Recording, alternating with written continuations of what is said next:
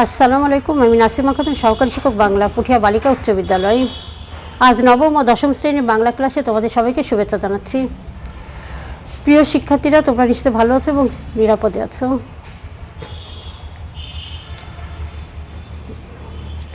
আজ আমি তোমাদের যে একটি কবিতা পড়াবো, কবিতাটি হচ্ছে নদীর সাথে সম্পর্কিত। এই কবিতাটি যিনি লেখেন সেই কবি হচ্ছে মহাকাব্য রচয়িতা। তোমরা নিশ্চয়ই বুঝতে পারছো যে তোমাদের পাঠ্য বই এমন একটি কবিতা আছে নদীর সাথে সম্পর্কিত। তাহলে এই কবিতাটির নাম হচ্ছে কপোতাক্ষ নদ। এসো তাহলে আমরা আজকে পড়ব কপোতাক্ষ নদ। আমাদের পাঠের বিষয় হচ্ছে কপোতাক্ষ নদ।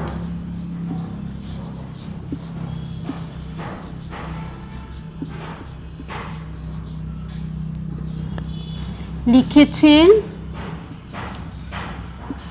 মাইকেল মধুসূদন দত্ত।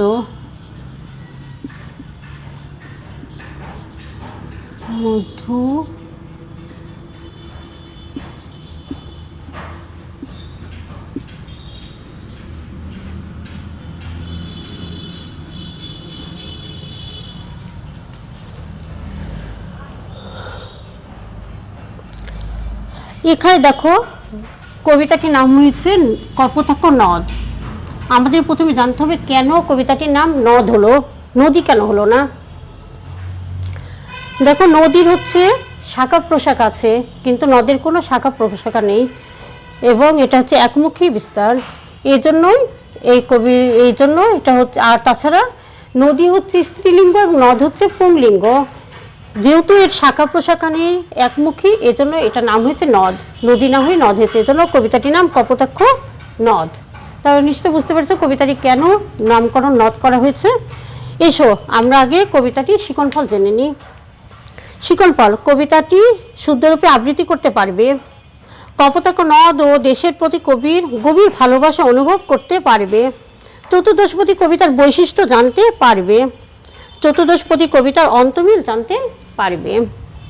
আমরা প্রথমে এই যিনি কবিতাটি লিখেছেন সে কবির পরিচিতিটা আমরা জেনে নিই। কবি পরিচিতি: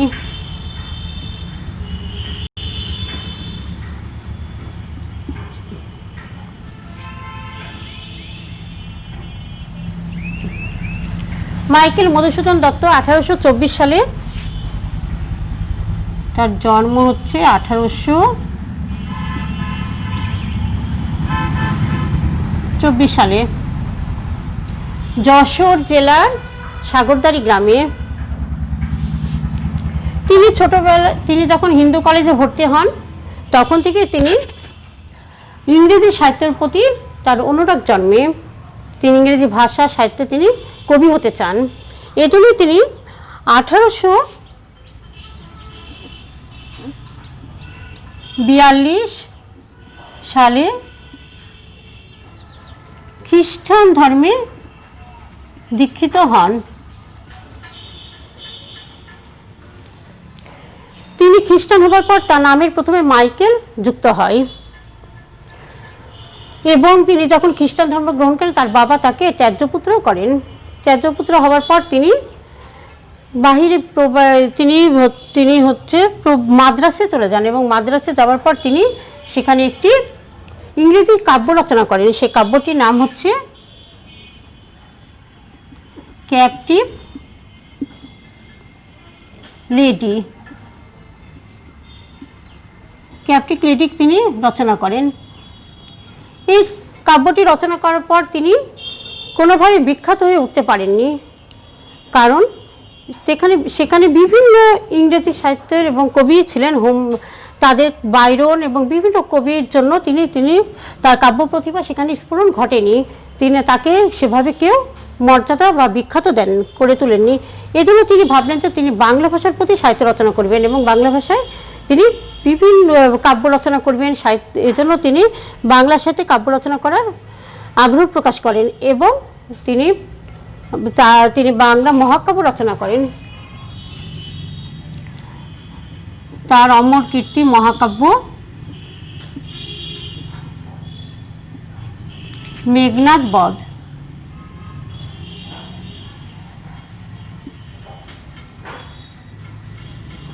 মেঘনাদ বধ।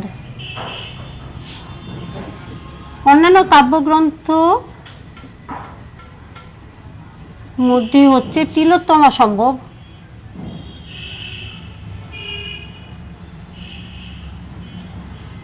তিলোত্তমা সম্ভব,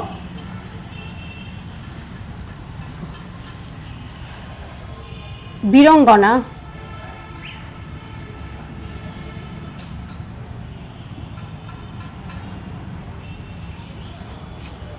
তিনি অনেকগুলো নাটক রচনা করেন।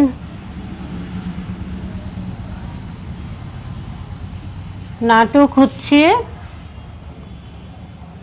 পদ্মাবতী,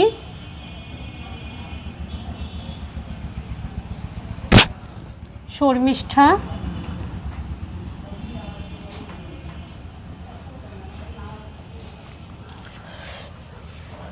তিনি অনেকগুলো প্রহসন লিখেন।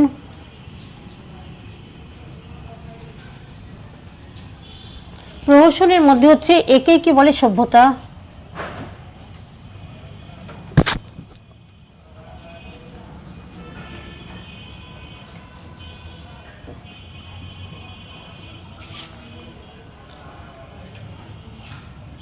বলে সভ্যতা।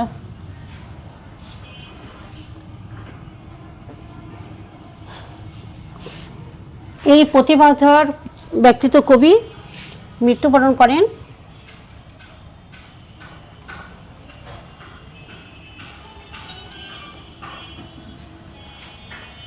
1873 সালে।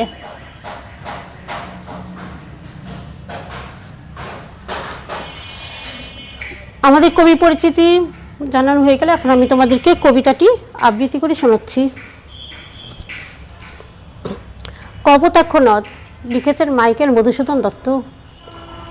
সতত হে নদ তুমি পড়ো মোর মনে, সতত তোমার কথা ভাবি বিরলে, সতত যেমতি লোক নিশার স্বপনে শোনে মায়া মন্ত্র ধ্বনি তব কলকলে, জুড়াইয়ে কান আমি ভ্রান্তির ছলনে, বহু দেশ দেখিয়াছি বহু নদ দলে, কিন্তু এ স্নেহের তৃষ্ণা মিটে কার জলে, দুগ্ধ স্রোতরূপী তুমি জন্মভূমি স্তনে, আর কি হবে দেখা যতদিন যাবে, প্রজারূপে রাজরূপ সাগরের দিতে, বাড়িরূপ করো মিনতি গাবে, বঙ্গত জনের কানে সকা সকারিতে, নাম তার প্রবাসী বুঝি প্রেম ধরে, লইছে যে তব নাম বঙ্গের সঙ্গীতে। আমি তোমাদের কবিতাটি আবৃত্তি করে শোনালাম। এখন আমি তোমাদের কবিতাটি পাঠ বিশ্লেষণ করব। এই কবিতাতে কবি বলেছে সতত তোমার কথা মনে পড়ে, তিনি কপোতাক্ষ নদীর কথা সর্বদাই মনে করেন। কবিতাটি হচ্ছে চতুর্দশপদী কবিতা। তিনি ফ্রান্সের ভার্সাই নগরীতে বসে এই কবিতাটি লিখেছিলেন এবং সেখানে বসে তিনি দেশের প্রতি যে ভালোবাসা, মমতা, অনুরাগ এখানে সুগভীরভাবে অনুভব করা যায়। এই কবিতায় সেটাই তুলে ধরেছেন কবি। তিনি কপোতাক্ষ নদকে সবসময় মনে করেন এবং কপোতাক্ষ নদীর যে কলকল ধ্বনি, তার পানির যে ধ্বনি সেটা তিনি সবসময় কানে শুনতে পান। তাছাড়া তিনি এই কপোতাক্ষ নদকে তিনি মায়ের সাথে তুলনা করেছেন। মা যেমন মাতৃস্নেহে জড়িয়ে রাখে সন্তানকে, ঠিক তেমনি তিনি মনে করেন কপোতাক্ষ নদ তাকে মাতৃস্নেহে জড়িয়ে রেখেছেন। তিনি এই কবিতায় শেষে বলেছেন যে এই আর কখনোই কি কপোতাক্ষ নদীর সাথে তার দেখা হবে কিনা, এটাই তিনি আকুতি করেছেন, যেন এই দেশের মানুষ তাকে ভালোবাসে এবং মনে রাখে। যেন কপোতাক্ষ নদ যেভাবে তিনি তাকে ভালোবেসেছিলেন, ঠিক যেন দেশের মানুষও তাকে ভালোবাসে এবং মনে রাখে। এটাই তার শেষ ইচ্ছা ছিল, এই কবিতার মাধ্যমে তিনি প্রকাশ করেছেন। আমরা পাঠটি বিশ্লেষণ করলাম, তোমরা নিশ্চয়ই পাঠটি বুঝতে পেরেছ। এবার এখন দেখো আমরা আসবো চতুর্দশপদী কবিতার বৈশিষ্ট্য কী।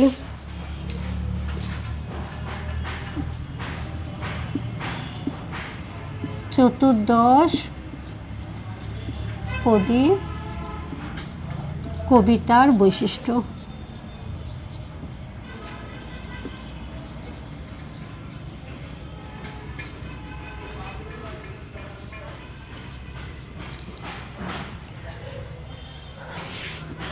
চতুর্দশপদী কবিতাকে দুইটি পর্বে ভাগ করা হয়েছে, দুইটি পর্বে।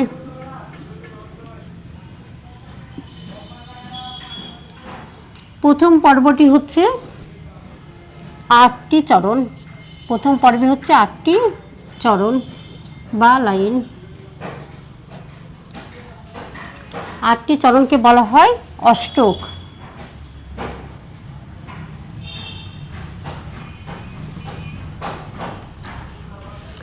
এই 8টি চরণে কবি তার কপোতাক্ষ নদের প্রতি এখানে প্রকাশ পেয়েছে ভাবের প্রবর্তনা, বা কপোতাক্ষ নদকে তিনি যে স্মরণ করেছেন, কপোতাক্ষ নদ যে তাকে ভালোবাসে, মাতৃ স্নেহে জড়িয়ে রাখে, এই 8টি চরণে এটা প্রকাশ পেয়েছে। এবং দ্বিতীয়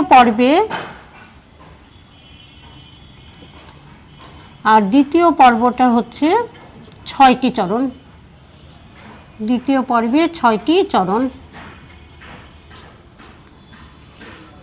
6টি চরণকে বলা হয় ষষ্ঠক। এই 6টি চরণ বা ষষ্ঠকে প্রকাশ পেয়েছে ভাবের পরিণতি। তিনি কবিতার 6টি শেষ চরণগুলোতে বলেছেন যে আর কি কার কি হবে দেখা। তিনি কপোতাক্ষ নদকে বলেছেন তার সঙ্গে আর কখনো তার দেখা হবে কিনা, তিনি কখনো তাকে দেখতে পাবেন কিনা, এবং কপোতাক্ষ নদে এবং দেশের মানুষের প্রতি তার জাকুতি তাকে মনে রাখে চিরদিন, এটাই এখানে ষষ্ঠকে প্রকাশ পেয়েছে। তাহলে আমরা দেখলাম যে 8টি এবং হচ্ছে 6টি চরণ মিলে হয়েছে 14টি চরণ। কবিতার বৈশিষ্ট্যে চতুর্দশপদী কবিতার বৈশিষ্ট্য হবে 14টি চরণ থাকতে হবে। 14টি চরণ আমরা পেলাম, তোমরা বই খুললে দেখতে পাবে, বইয়ে 14টি চরণ আছে বা লাইন আছে, দেখবে কবিতাটিতে। এখন আমরা দেখব যে 14টি চরণ পেলাম, এখন 14টি মাত্রা থাকতে হবে কবিতাটিতে। 14টি মাত্রা এবং 14টি অক্ষর থাকতে হবে।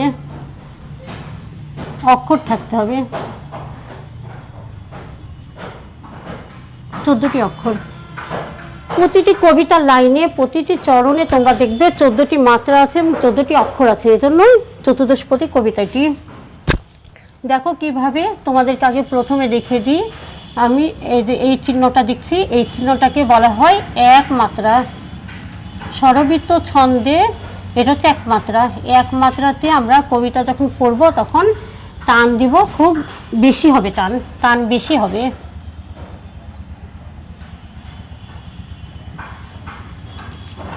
আর এই চিহ্নটা হচ্ছে, এটা হচ্ছে 2 মাত্রা। এই কবিতাটি যখন আমরা পড়ব 2 মাত্রা যে অংশগুলো থাকবে সেখানে হবে টান কম হবে, শ্বাসাঘাত পড়বে না।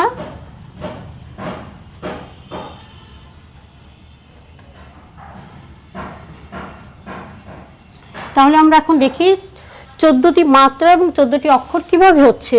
আমরা একটি কবিতার লাইন লিখি, তাহলে আমরা বুঝতে পারবো। কবিতা লাইন হচ্ছে সতত হে নদ পর তুমি মোর মনে।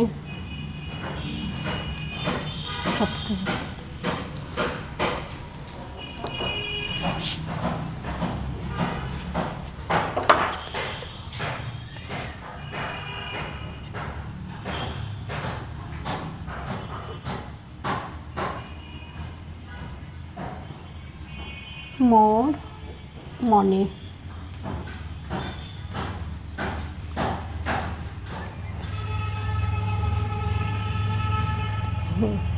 এখন আমরা দেখব যে কিভাবে মাত্রা বিন্যাস করতে হয়। দেখো, দেখো এটা হচ্ছে এক মাত্রা, স তো হে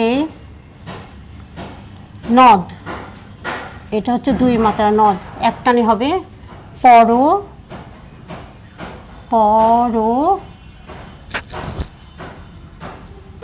তুমি মোর মনে।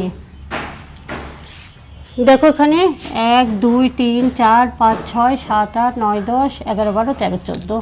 তাহলে আমরা কি পেলাম? 14টি। এই যে 14টি মাত্রা বলেছিলাম, আমরা 14টি মাত্রা পেলাম। এখন দেখো 14টি অক্ষর কি হলো, দেখো 1 2 3 4 5 6 7 8 9 10 11 12 13 14। এই যে প্রতিটা লাইনে 14টি অক্ষর পেলাম। তাহলে যখন কবিতার 14টি মাত্রা, 14টি অক্ষর এবং 14টি চরণ থাকবে, তাহলে সেই কবিতাকে কে বলা হয় চতুর্দশপদী কবিতা। ঠিক আছে, তাহলে আমরা এখন দেখব চতুর্দশপদী কবিতার অন্তমিল। অন্তমিল কিভাবে হচ্ছে সেটা দেখব। অন্তমিল দেখো,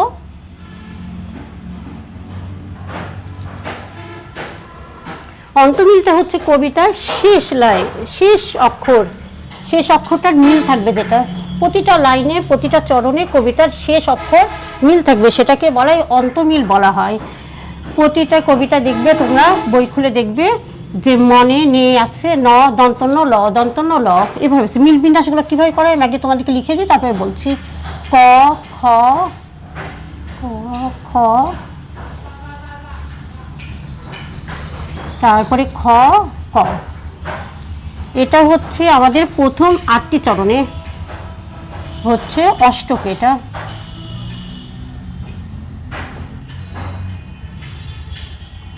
দেখবা তোমরা দন্তন্য ল এইভাবে আছে প্রতিটা লাইনে কবিতায় আছে, দন্তন্য প্রথমে, তারপরে ল, আবার দন্তন্য ল দন্তন্য ল, শেষের 7 নম্বর লাইনে বা চরণে দেখবে প্রথমে ল আছে, পরে খ আছে দন্তন্য। এভাবে আমাদেরকে মিল বিন্যাস অন্তমিল করা হয়েছে, প্রতিটা লাইনকে এভাবে আমরা মিল বিন্যাস করেছি। এবার দেখো ষষ্ঠকে, যদি দেখো দন্তন্য থাকে তাহলে সেটাকে আমাদের করতে হবে ক, আর যদি ল থাকে প্রতিটা অক্ষরের শেষে তাহলে সেটা হবে খ। এবার দেখো ষষ্ঠক,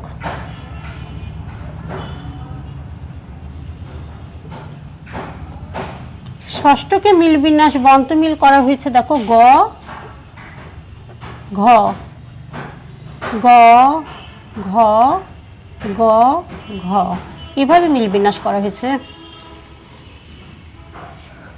প্রতি শেষের 6 লাইন 6 চরণটাই তোমরা দেখবে ষষ্ঠক বলা হয়, সেই 6 চরণে দেখবে যে হলো প্রথমে ব আছে, দেখবে ব থাকলে গ হবে, আর যদি ত থাকে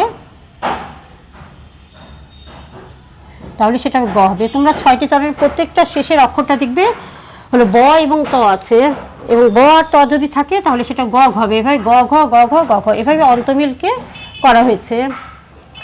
তাহলে তোমরা হচ্ছে চতুর্দশপদী কবিতার বৈশিষ্ট্য বুঝলে এবং অন্তমিলও বুঝতে পারলে। তো আমি আশা করছি যে তোমরা অবশ্যই এটা বুঝতে পেরেছো। এবার আমি তোমাদেরকে একটি বাড়ির কাজ দিচ্ছি, তোমরা বাড়ির কাজটি অবশ্যই করবে। বাড়ির কাজ,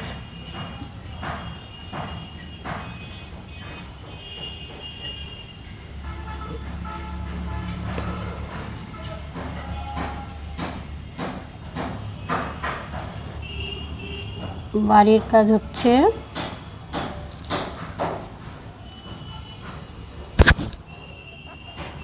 কিন্তু এ স্নেহের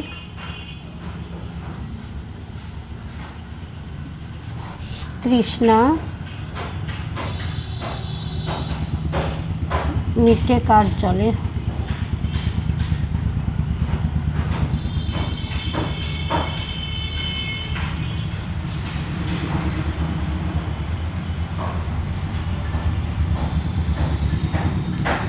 এই চরণ দ্বারা কবি, এই চরণ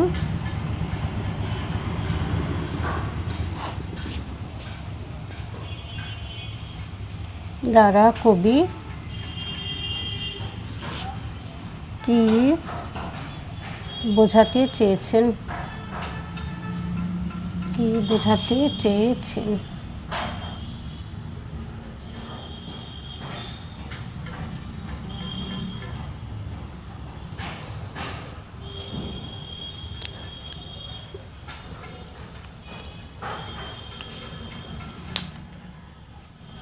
তাহলে প্রিয় শিক্ষার্থীরা, আজকের মতো এই ক্লাস তোমাদের এখানেই শেষ করছি। তোমাদের সবাইকে ধন্যবাদ।